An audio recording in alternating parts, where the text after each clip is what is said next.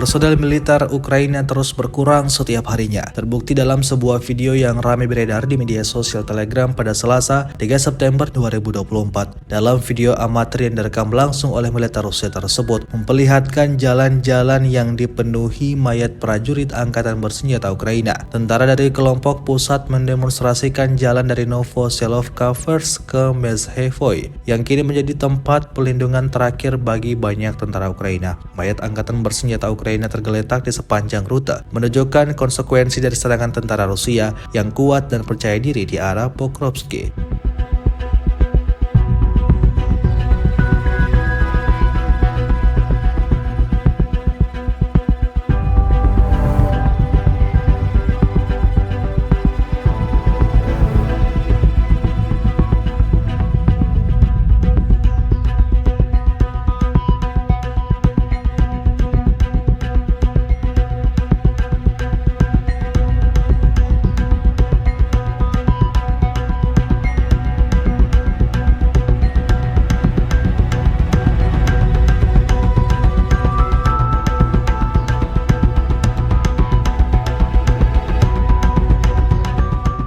Download Tribun X sekarang, menghadirkan lokal menjadi Indonesia.